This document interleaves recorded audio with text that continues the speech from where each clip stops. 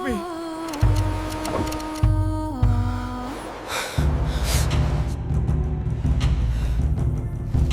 Beta 4.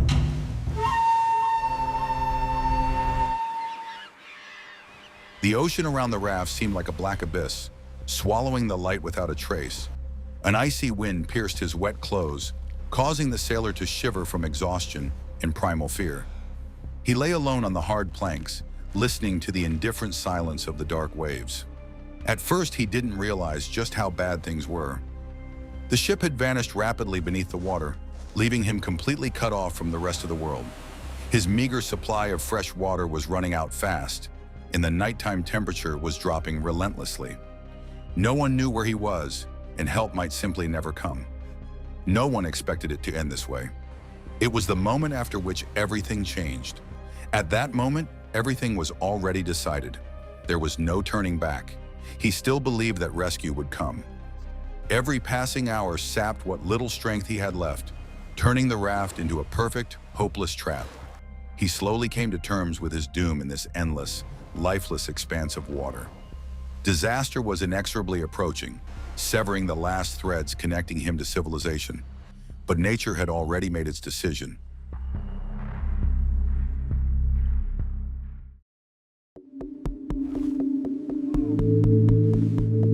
The water around the raft seemed not just black, but thick and heavy, like molten lead. The small wooden square rocked steadily on the huge waves of the South Atlantic. Lost in endless space, a man lay on the wet planks, his eyes tightly shut, trying to blend into this pitiful refuge. At that moment, he did not yet realize that he was completely alone in this dead world. The wind brought no relief.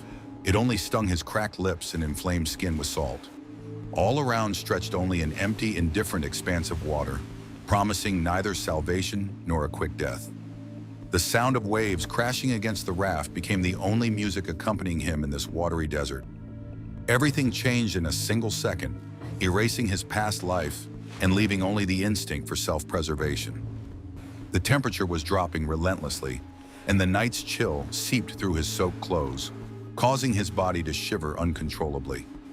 The man wrapped his arms around himself, trying to hold on to the pitiful crumbs of warmth on those frozen planks. The darkness of the ocean merged with the night sky, creating the illusion of an endless fall into a black abyss. At first, this drifting seemed to him merely a temporary ordeal that was bound to end soon. He peered into the darkness, expecting to see the saving lights of a passing ship or the beam of a searchlight. But the hours stretched into an endless night, and salvation remained an unattainable mirage. The horizon was completely empty, and somewhere deep down, he already knew it. Physical exhaustion washed over him in slow but heavy waves, robbing him of the strength even for simple movements. His muscles cramped from the long stay in an uncomfortable position on the hard wooden deck. Every breath came with difficulty as the icy air burned his lungs from the inside. No one heard his rasping breath in this vast space, indifferent to human suffering. He kept clinging to the wooden edge of the raft, as if that could keep him from falling into madness. His mind desperately tried to find a logical explanation for what was happening, to devise at least some sort of plan of action. He still naively believed that this was temporary, that by morning the situation would surely become clear. But time was already working against him, monotonously counting down the minutes of his fading life. The ocean breathed beneath the raft, reminding him of the hidden depths and those who dwell in its darkness. The water sometimes splashed right in his face, bringing with it the bitter taste of salt and defeat. The man covered his face with his hands, trying to shield himself from this cold, all-pervading moisture. At first, it had seemed like an annoying delay, but now it had turned into a harsh, final verdict.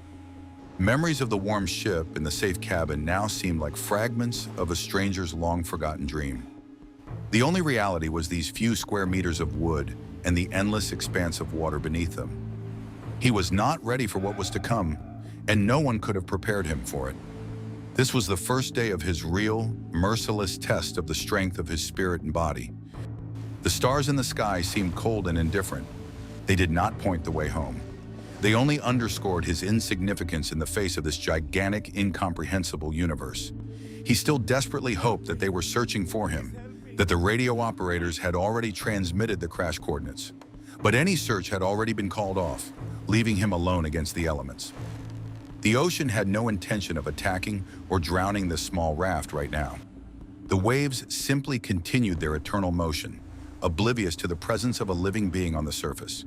Nature was in no hurry to kill him. It was simply waiting methodically and coldly for its moment. From that moment on, he was no longer a merchant marine steward. He had become a survivor.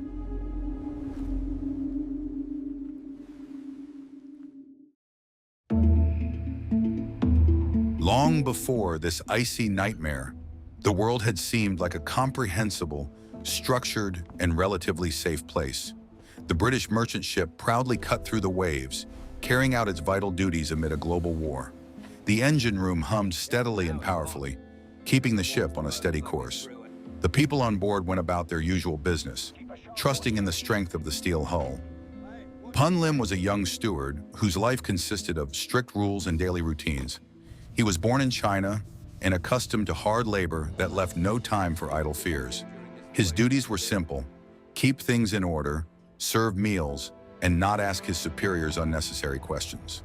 He was just a small cog in the vast machine of the British merchant fleet of those years. The ship was heading across the South Atlantic, making a long crossing over open, rough waters. The crew knew about the underwater threat, but everyone hoped their ship would go unnoticed. The captain steered the course confidently, relying on his experience and luck, which had not yet failed him. The crew's confidence created a deceptive sense of security against the invisible enemy hidden beneath the water. The cabins were warm, smelling of tobacco, hot food, and the heated metal of the ship's bulkheads.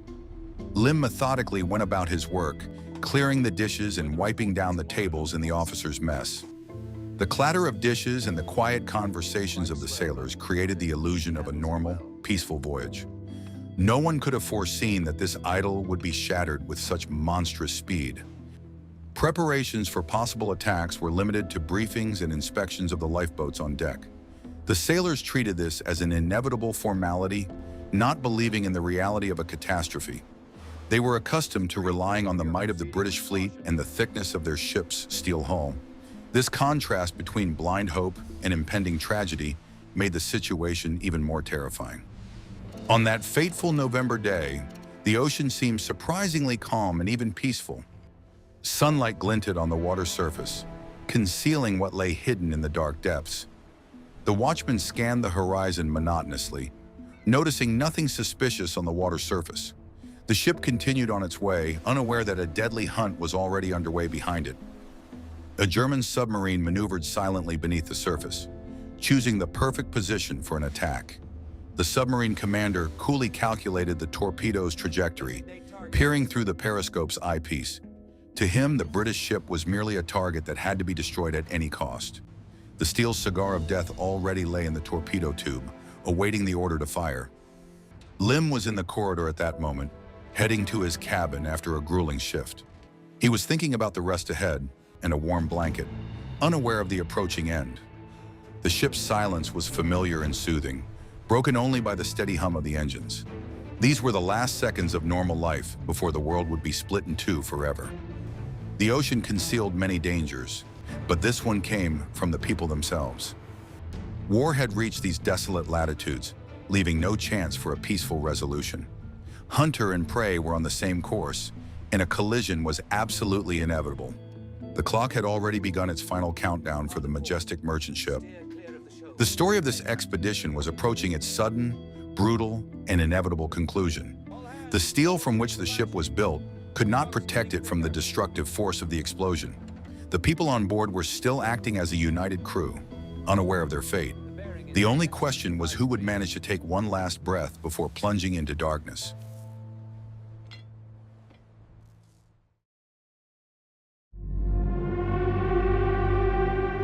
The impact shook the ship with such incredible force that people were simply thrown to the sides. The deafening roar of the explosion shattered the familiar silence, tearing the metal into jagged, sharp pieces. The torpedo had pierced the hull below the waterline, opening a massive breach for the ravenous ocean water. This was the very critical moment when the sturdy steel world began to rapidly crumble. Panic instantly swept across the decks, sweeping away discipline and the established emergency procedures. Water roared into the engine room, flooding the boilers and killing the engineers on the spot. The lights on the ship went out, plunging the narrow corridors into darkness, filled with screams of terror. Every step in this pitch-black darkness became harder and more dangerous than the last. Lim barely stayed on his feet, instinctively grabbing the handrail as the deck gave way beneath him. He heard the bulkheads creaking, unable to withstand the monstrous pressure of the water rushing in from all sides. The air filled with acrid smoke, the smell of burning, and the scent of fuel oil torn apart by the explosion. The ship was sinking at a terrifying speed, leaving no time to lower most of the lifeboats. The angle of the deck's tilt increased with every passing second, turning the floor into a sheer, slippery wall. Sailors tumbled down, falling into the black water, churning with escaping air. The most terrifying thing was not the physical pain, but the instant realization of the absolute hopelessness of the situation. Lim grabbed a life jacket and rushed toward the nearest exit to the open deck. He ran through the corridors, which were turning into deadly underwater traps right before his eyes. The water rose higher and higher, burning with cold and trying to drag him down to the bottom. He didn't know that this was only the beginning of his long and agonizing journey toward survival. Without hesitation, Lim stepped into the icy water, holding his breath and bracing for the impact. The salty water stung his eyes and filled his ears with a deafening, suffocating roar coming from all sides. He began to swim desperately away from the sinking giant, feeling his strength rapidly fading. At that moment, he had no idea how many days he would have to spend in this boundless ocean. The ship vanished completely beneath the water just 2 minutes after the fatal torpedo hit. The resulting vortex dragged many people down with it, leaving them not a single chance. The ocean closed over the ship as if it had never existed on the surface. Only debris, oil slicks, and the occasional head of a surviving sailor remained at the crash site. Lim surfaced, gasping for air and trying to wipe the salt water from his face. In the distance, he spotted a standard life raft that had miraculously remained intact after the explosion. Gathering what little strength he had left, he swam toward it, battling the high, rhythm-breaking waves. His hands were numb with cold, and his breathing turned into painful, ragged gasps. It was his only chance for salvation in a world where cruel, merciless death reigned.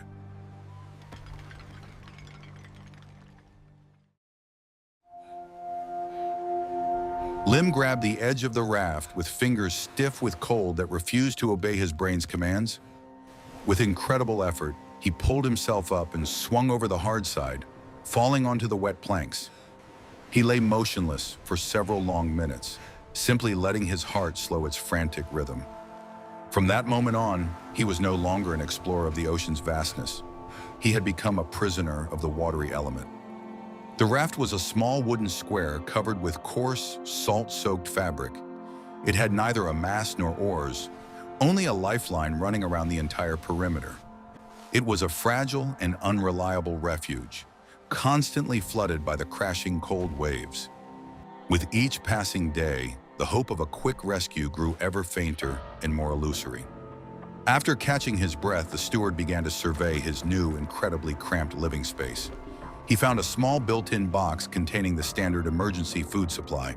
Inside were several cans of fresh water, crackers, a little chocolate, and signal flares. He wasn't afraid of death at that moment. He was only afraid of not being found by passing ships. These meager supplies seemed like a real treasure in the middle of an endless, lifeless desert. He carefully put everything back, realizing that he would have to stretch this food out for an indefinite period. His mind told him that help might not come right away, and he needed to prepare for the worst. The world continued on its own somewhere far away, but for him, time had completely stopped. The first night on the raft was pure torture because of the biting wind and his wet clothes. He shivered all over, trying to cover himself with a piece of tarpaulin that barely retained any heat. The darkness around him seemed thick and tangible, concealing the unknown dangers of the depths. In the morning, the ocean appeared before him in all its terrifying, endless splendor. The horizon was perfectly clear, without a single hint of land or smoke from a steamship's funnel. The sun began to rise slowly, promising to replace the night's cold with the day's sweltering heat. He realized that the most dangerous thing in this situation was not the night frost, but the creeping despair. To keep from going mad, Lim decided to strictly ration his meager portions of water and food. He set a strict regimen, a couple of sips of water and a piece of hardtack twice a day. His stomach gnawed at him from hunger, but he endured, knowing that his supplies were not infinite and could not be replenished.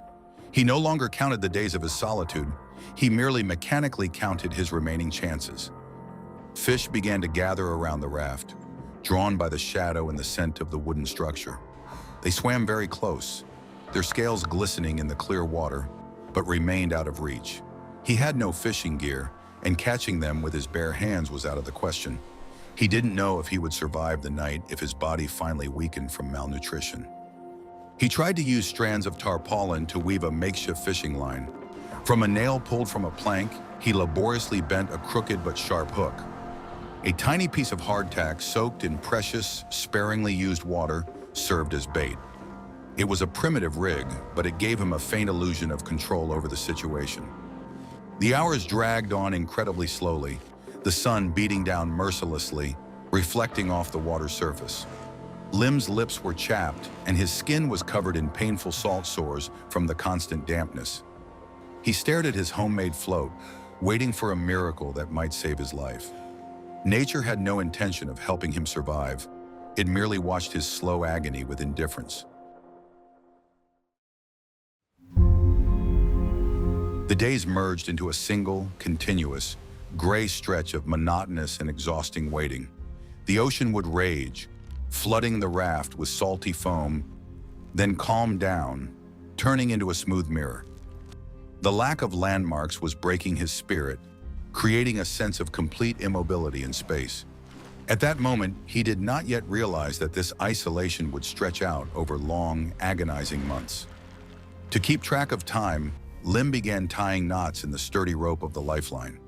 Each knot marked a day lived, a small victory over death and over himself. This simple routine helped him keep his sanity and cling to the slipping reality. The thirst gradually became unbearable, crowding out all other thoughts and desires. The supply of drinking water from the emergency kit had run dry, leaving him alone with the salty abyss. He stared at the endless waters of the ocean, dying of thirst, surrounded by billions of liters of liquid. There was no turning back, and every drop of moisture became a matter of life and death. The sky above him remained cloudless, cruelly robbing him of his last hope for a saving rain. He lay on the bottom of the raft, covering his head with a piece of cloth to escape the scorching rays. His body grew weaker by the hour, his pulse grew faint, and his consciousness periodically slipped into oblivion. The horizon was completely empty, and he knew this with frightening, painful clarity. When dark clouds finally appeared in the sky, he took it as a true miracle. He spread out a tarp to catch the precious drops, catching the moisture with his parched mouth. This rain restored some of his strength and made him believe that he could still fight.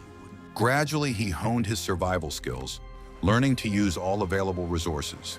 He dismantled the debris of planks to make sturdier hooks and a makeshift spear.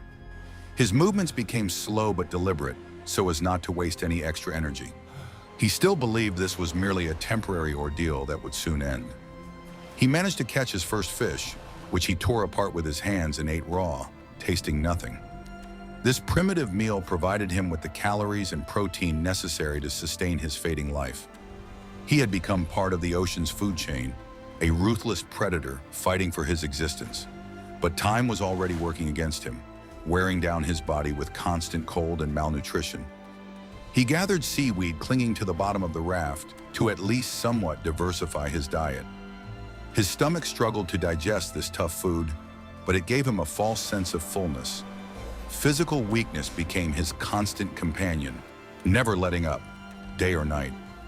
At first it seemed merely a physiological setback, but then it turned into the slow destruction of his body.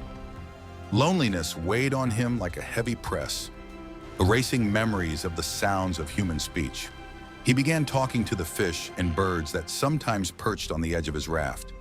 It was a desperate attempt to maintain social connections in a world where he was the only human. He was not prepared for what would happen next in this terrifying isolation. The rope with its knots grew longer and longer, becoming a grim chronicle of his survival. He ran his fingers over the knots, recalling the weight of every day he had lived on this piece of wood. His hope for a quick rescue faded, replaced by a cold, calculated determination simply to keep living. It was the first day of his true descent into the animal instincts of self-preservation.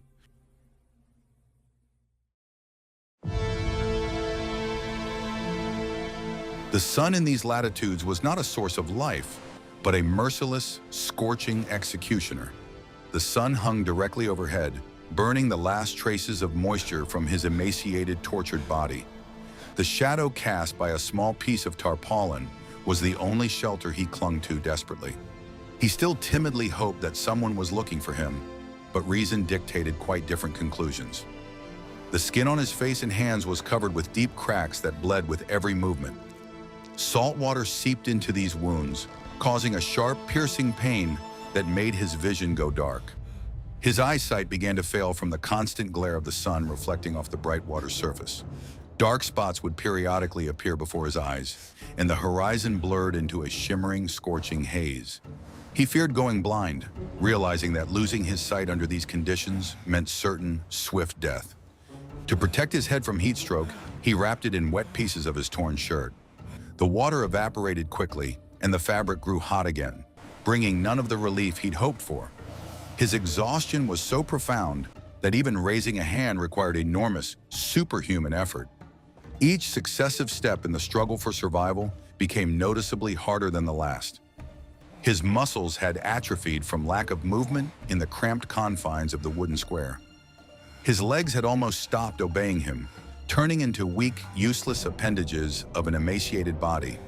He forced himself to do light exercises, overcoming the pain in his joints and the terrible weakness. He began to realize with horror that there would be no real help from people anymore. At night, the temperature dropped sharply, plunging him from unbearable heat into an icy, bone-chilling chill. His body couldn't regulate its temperature due to a lack of body fat and constant malnutrition. He curled up into a ball, trying to warm himself with his own ragged breathing. The most terrifying thing was not this physical pain, but the oppressive, endless silence of the ocean. Hallucinations began to come more and more often, mixing the brutal reality with fragments of past memories. He saw ships that vanished into thin air the moment he tried to reach out to them. He heard the voices of his fallen comrades calling to him from the dark depths of the sea. He did not yet know that this was only the beginning of the collapse of his tormented, inflamed mind. Thirst drove him to commit mad acts, causing him to lose what remained of his human reason. He caught birds that trustingly landed on the raft and greedily drank their hot blood. It was a repulsive but necessary act of cruelty for the sake of prolonging his own existence. He was left alone with the cold of the night and the heat of the midday equatorial sun. Every catch was not just food, but another reprieve from the inevitable end. He gutted the fish with a blunt piece of metal, carefully gathering every scrap of valuable meat. The innards went for bait, and the moisture from the fish's eyes saved him from complete dehydration. At that moment, everything depended solely on his will, stubbornness, and animal endurance. The sun continued its merciless cycle, rising and setting over the endless, watery desert. Lim lay on the planks, merging with them into a single motionless, barely breathing creature. He did not think about the future. His mind was focused solely on surviving until the next sunset. He did not yet know how many hundreds of hours he would have to spend in this fiery purgatory.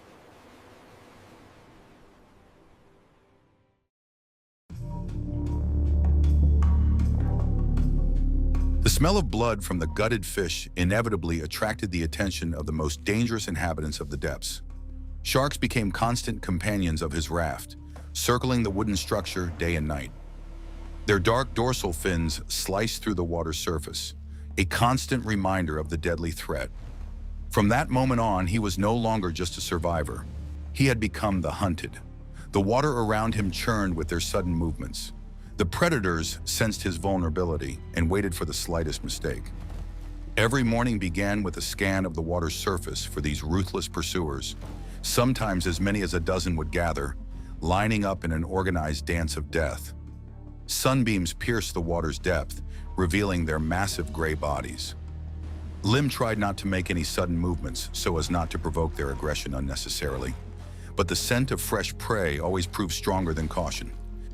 They lashed their tails against the planks, trying to capsize the light little boat and throw the man into the water. Lim defended himself, striking them fiercely on the snouts with a heavy splinter of the wooden mass. Fear gave him strength that seemed to have long since left his exhausted, frail body. No one had prepared him for such a primal struggle in utter solitude in the middle of the ocean. The blows reverberated with pain throughout his body, but he dared not lower his makeshift weapon. The wood slipped in his hands, wet with sweat and seawater. Sharp splinters dug into his palms, leaving bleeding wounds that only heightened the shark's interest. Each skirmish drained a tremendous amount of energy, leaving him gasping for breath at the bottom of the raft. He had to stay constantly on guard, for the predators attacked without warning. Sleep became a luxury he could afford only in fragments. Once a shark became so aggressive that it tried to leap right onto the edge of the raft.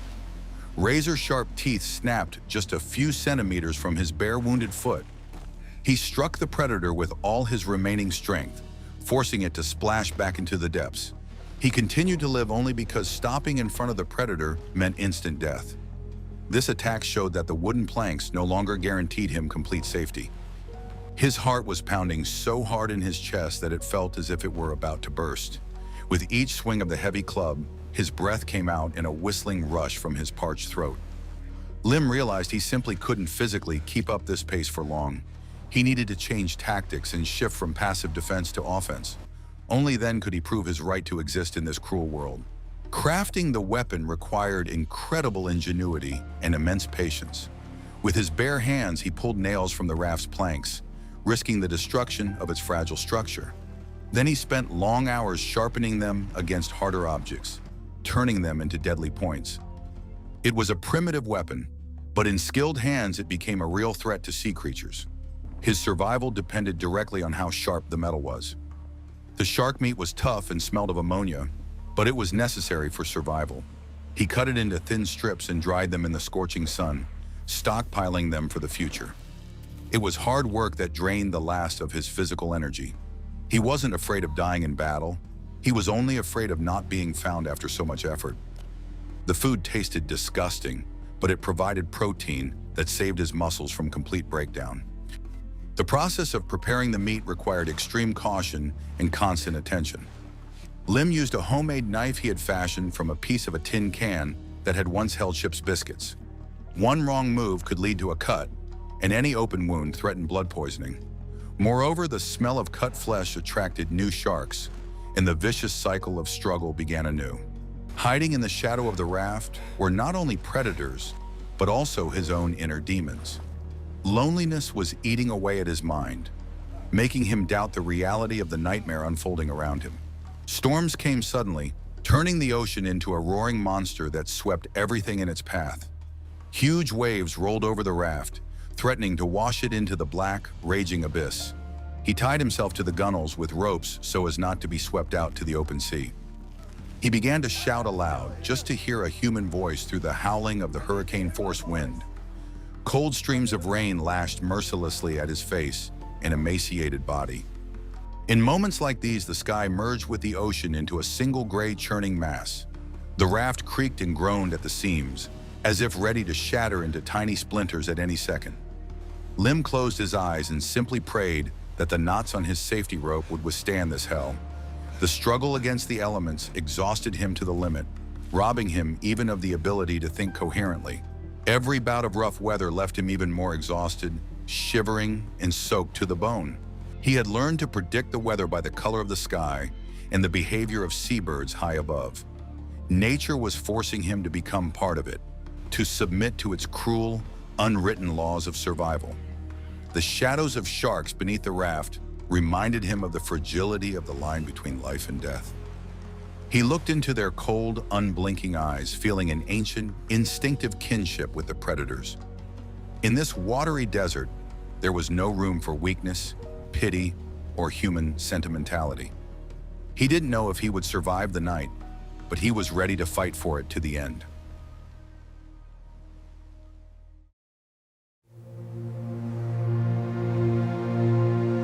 From time to time, the silhouettes of ships appeared on the distant horizon, offering a deceptive flash of joy. Lim leapt to his weakened feet, desperately waving his bright shirt, faded by the sun. He shouted hoarsely, burning precious signal flares, trying to attract attention. At that moment, he did not yet realize that he remained invisible to these iron giants. The distances in the ocean were too vast to spot a tiny speck among the waves. Thick, salty fog often hid his raft from the binoculars of the watch sailors. Each such attempt drained the last shreds of his precious strength.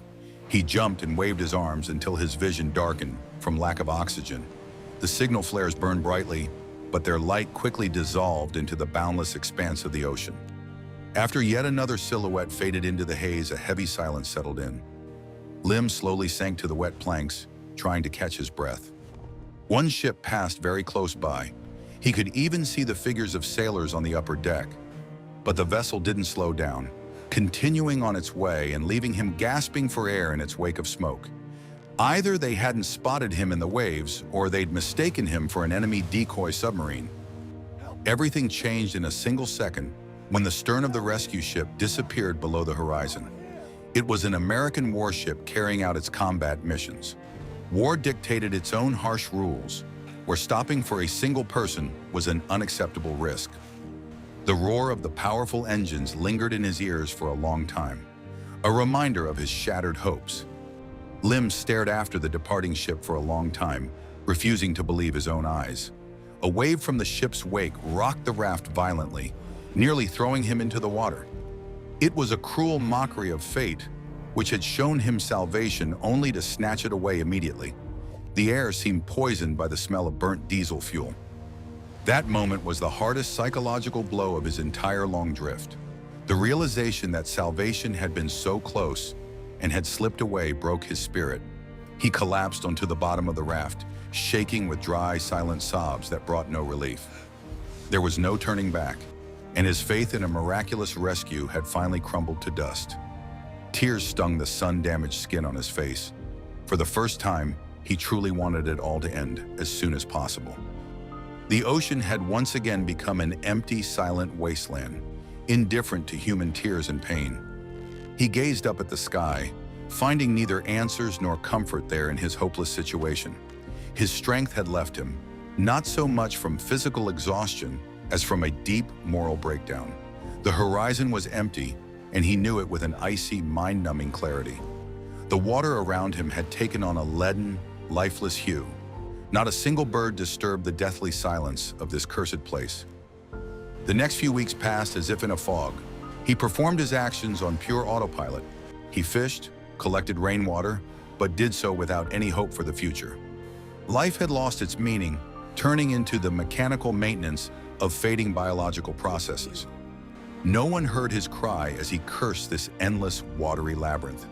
His hands reached for the fishing gear of their own accord, habitually performing long memorized movements. His mind seemed to have shut down, protecting his psyche from complete collapse. The days merged into a single, continuous gray streak, having neither beginning nor end. The sun rose in the east and scorched his body to the very bone, before disappearing in the west. The nights brought a piercing cold that made every muscle tremble. He had stopped reacting to changes in the weather, meekly accepting whatever blows the elements dealt. Thirst no longer drove him mad, becoming merely a dull background sensation. The knotted rope had grown so long that he stopped tying and counting the knots. Numbers lost their meaning when the count reached the 300 agonizing, identical days. He forgot his past, forgot the faces of his loved ones, leaving only thirst and pain in his memory.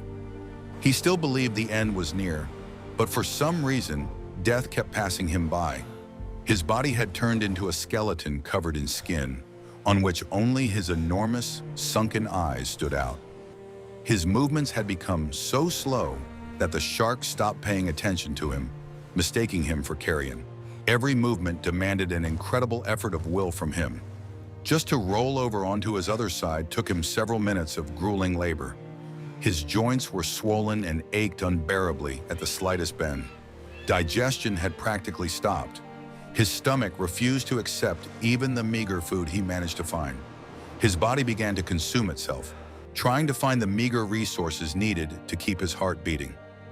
The hope that had once driven him to fight now seemed a foolish and cruel illusion. He accepted his fate, resigning himself to the fact that this raft would be his final resting place. Nature made no attempt to save him. It was simply preparing a place for him on the ocean floor. He was not ready for what would happen next because he had stopped expecting it. The sea, once his enemy, had now become his only silent companion. It gently rocked him on its waves, lulling the last remnants of his vigilance to sleep. The silence of the ocean no longer frightened him. It had become his familiar, enveloping shroud. The world around him had lost its colors, turning into a faded, washed-out picture. No strong emotions remained, only boundless fatigue and an overwhelming desire to sleep. He felt his pulse slowing with every passing hour. The boundary between sleep and reality had finally dissolved, leaving behind only a ringing emptiness. He closed his eyes, imagining himself slowly sinking into cool, dark water without resistance. His breathing became shallow and infrequent, as if he were already at great depth. There was no longer any fear of the coming unknown in his soul. This was not an act of surrender. It was an absolute philosophical acceptance of his inevitable fate. This was the day he stopped resisting the current and let the ocean decide.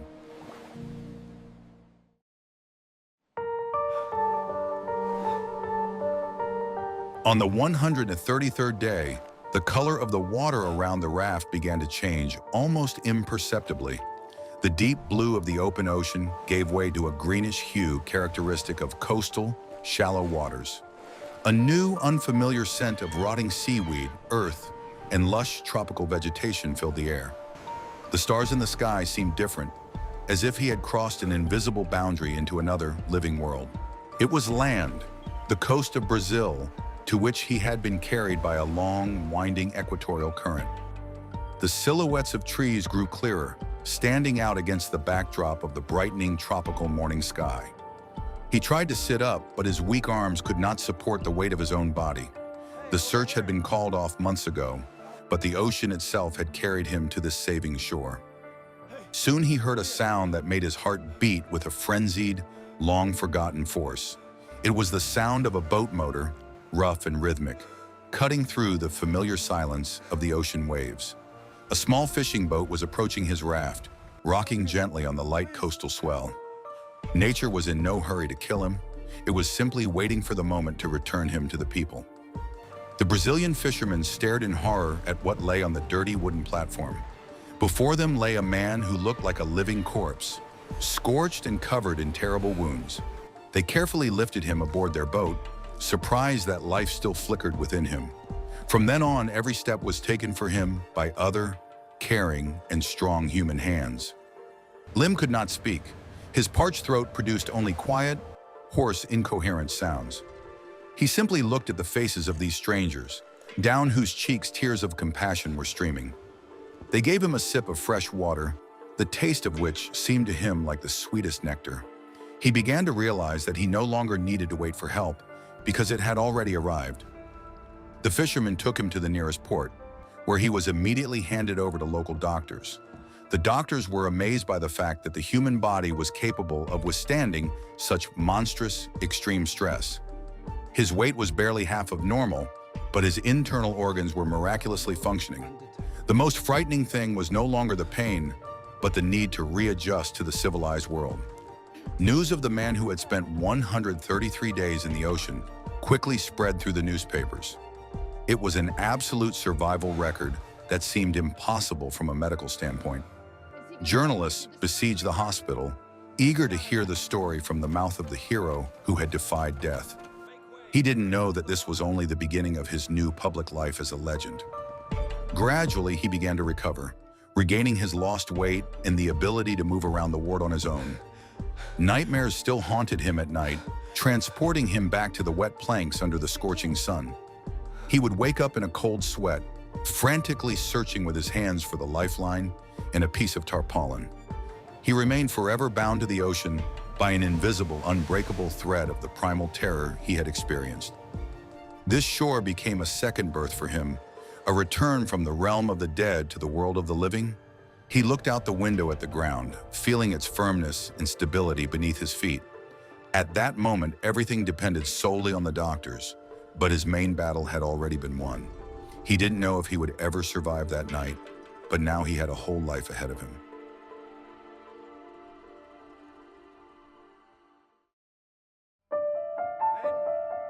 Poonlim's story became not just a newspaper sensation, but an important lesson for all of humanity. The British Crown awarded him a medal for his incredible courage and the strength of the human spirit he had demonstrated. The British and U.S. navies incorporated his invaluable experience into their official survival manuals. From that moment on, he was no longer just a steward, he became a symbol of absolute resilience. His methods of catching fish from debris and collecting rainwater saved the lives of thousands of future sailors.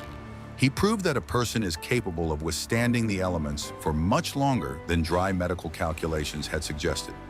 His story taught us not to give up even when the chances of survival are absolutely zero.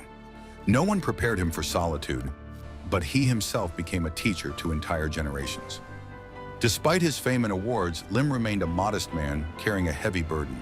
He rarely smiled, and the reflection of the endless, cold ocean horizon was forever frozen in his eyes. The sound of the surf no longer seemed romantic to him. In it, he heard the breath of a patient death. He kept moving through life because to stop meant returning to that darkness once more. The post-war world was recovering quickly. People were in a hurry to forget the pain, losses, and hardships. Merchant ships once again plied the Atlantic, gleaming with fresh paint and unafraid of submarine torpedo attacks. But for Lim, the ocean remained forever a vast, merciless graveyard, hiding the secrets of his fallen comrades. With each passing day, the memory of the raft grew fainter, but it never faded completely. He didn't like to talk about his feelings during the drift, preferring dry, factual details. How he tied knots, how he killed his first shark, how he drank the blood of seabirds he had caught. Behind these facts, he hid the animal terror and despair that had nearly broken him. He wasn't afraid to recall death. He was afraid of feeling that absolute suffocating loneliness again. His entire philosophy of survival boiled down to one simple but cruel rule. Nature is indifferent. The ocean wasn't trying to punish him. The sharks didn't harbor any personal, conscious hatred toward him. He had simply found himself in an environment unsuitable for life and had to adapt to its laws. The world went on, but for him, his true understanding of reality had come to a halt on that raft. When asked how he managed to survive for 133 days, he shrugged. "I just didn't want to die today." That was his usual brief answer to complex questions. He broke down the enormous, impossible task into small steps, living from dawn to dusk. He began to speak of it calmly, simply so that others might know the value of human will. His raft had long since rotted away, and the ship had rusted at the bottom, turning into an artificial underwater reef. But the story of the man who defied the ocean lived on, passed down by word of mouth. It was a chronicle of life's victory over death in conditions where survival was mathematically impossible. He realized that the most important thing was not to lose one's mind when hope finally abandons you.